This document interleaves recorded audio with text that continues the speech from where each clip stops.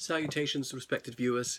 This is George from Ireland. This video is about President Trump's visit to the United Kingdom. Well, the so-called special relationship is not one that's valued by President Trump. Now, it's called a special relationship in the United Kingdom far more than it is in the United States. As George Galloway said, Britain's relationship to America is like Monica's relationship to Bill Clinton. So it was extraordinary right at the very start. Within days of Trump's inauguration, the United Kingdom had invited him to come on a state visit, which is the highest expression of amity between two sovereign states. And the United Kingdom only issues such invitations when it's certain that it will be accepted. So Trump accepted, and then sometime later said he wasn't going to come, which is the height of bad manners, because it's a very special thing. It's a palaver to be invited. And anyway, he's visited 17 countries before he came to the UK. Didn't have to come to the UK first. Most US presidents don't. They go to Canada or even Israel. But every US president since Eisenhower has come to the UK, and not many of them have left it so long. Not saying that they're obliged to come sooner, but fair enough, Trump doesn't consider the UK that important, which is unusual in American politics. But he got off to a bad start by being so extremely rude as to reject an invitation after he had accepted it, just because the United Kingdom couldn't guarantee people wouldn't protest against him. Of course they can't prevent that. This is a free country, but obviously Trump totally doesn't value freedom, especially freedom of expression, unless it's of his supporters to troll other people and pump out racist diatribe and fake news. So it's unprecedented in so many respects. Now, every other US president who's come to the United Kingdom, whatever you think of his policies, has comported himself with decorum, and in that respect reflected credit on his homeland. But Trump has no decorum, and he's been very undignified in many different ways and disgraced his country. He's a loudmouth, a yob, he's boorish, he's an ignoramus, he's a vulgarian. Everybody's known that for years. But people tend not to do that when they're abroad. They tend to be on their best behaviour. And before he even came here, he started out by slagging off his hostess. Well, that's the height of bad manners. You do not insult your hostess, Theresa May. I mean, to some extent it's the Queen, but it's not actually a state visit. It's another sort of visit, an official one, but not a state visit. Giving an interview to the British newspaper The Sun, in which he said the UK was in turmoil and Boris Johnson would make a great Prime Minister, which is a very thinly veiled attack on Theresa May. Boris Johnson, the former Foreign Secretary, he's made no secret of his desire to be Prime Minister, which is a reasonable ambition. He wanted to be leader of the Conservative Party and therefore Prime Minister a couple of years ago, and Theresa May got it instead. So he's an arch rival of hers. Now, Boris Johnson resigned several days ago over this Brexit spat. So that's that. Who's really in turmoil? It's the Trump White House. How many people have left the cabinet under him, and top White House staffers have left? It's an awful lot. Now, cabinet ministers resign every few months. That happens in all cabinets. It's a very long way from the UK being in turmoil. Anyway, so the Trump newspaper stood by its story. Trump has now denied the published story. It took him a few days to deny it. But the Sun newspaper is not the most reliable source, but it has audio evidence.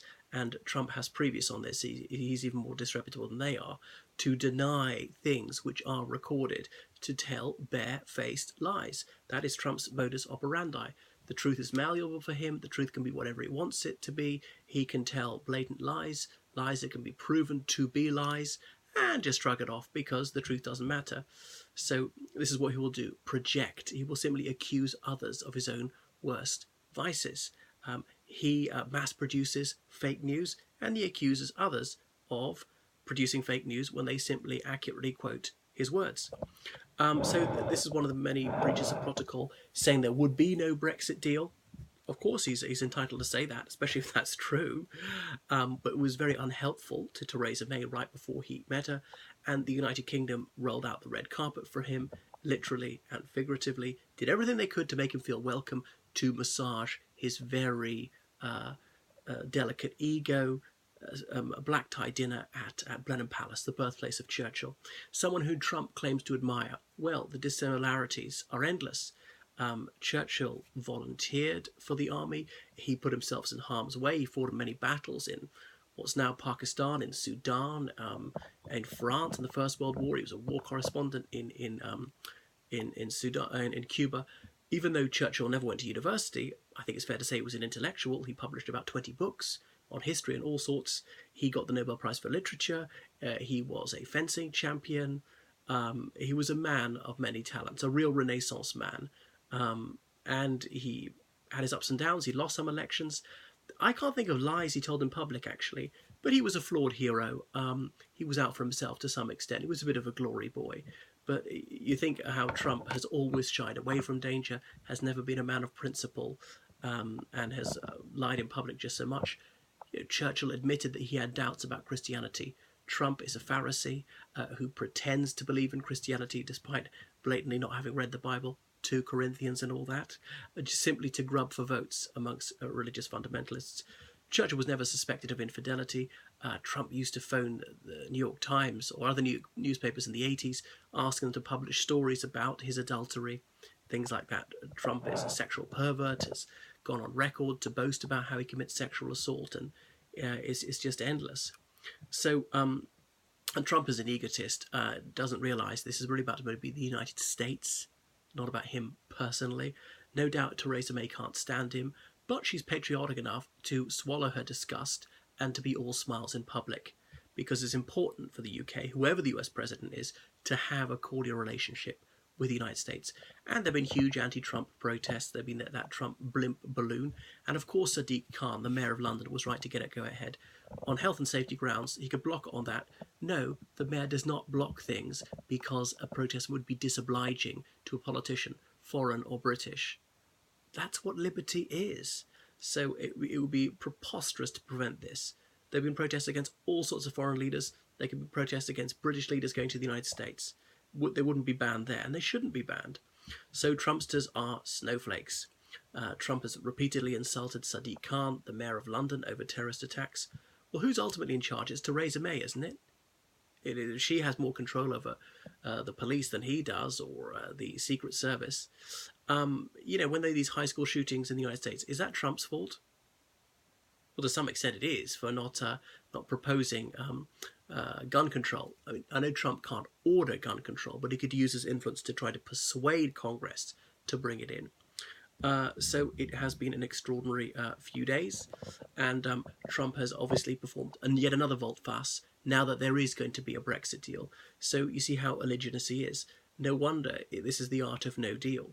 Who would be foolish enough to make a deal with Trump? You never know where you are with him, because he's got this weather-vane mind. Changes his day from one day to the next. Already hinting he's going to pull out of this North Korea deal, which was much vaunted by his cheerleaders in the media. And as he's upping the ante with the Chinese, well, guess what? North Korean oil tankers have been getting oil from somewhere, no doubt China, because the Chinese, they're releasing their throttle on the North Korean economy, allowing the North Koreans to get all their necessaries in. And as they've got the means of life, they can afford to start breaking the deal to start extending their nuclear weapons program. So, that's yet another cataclysmic failure, a humiliation for Trump, and he validated the North Korean tyranny. Isn't it astonishing that Trump has such fellow feeling for these genocidal tyrants? Yet none for democratic leaders, for America's traditional enemies. I'll tell you what that is. It reminds me of another Republican president, someone whom Trump professes to admire. That's Ronald Reagan, saying about appeasement, well, that's betraying your friends in order to suck up to your enemies. And that's precisely what Trump does. So Trump declaring a trade war on every major economy except one. Wants a trade war with Canada and China and all the European Union countries, including the UK, which is still in the European Union for the moment. Talked about trade war against South Korea and Japan. Hasn't actually started it yet because, this is national security. What? Buying socks from China is a national security issue? 25% tax or whatever on these things is going to improve America's national security? You're having a laugh. There's only one major economy in the world which Trump doesn't seem to want to have a trade war. No African countries can be called major economies. not really Latin American countries either, not the Asian countries apart from those ones in the Far East I mentioned, one which straddles Europe and Asia. Which would that be that Trump doesn't want to have a trade war? I think you can guess, and I wonder why.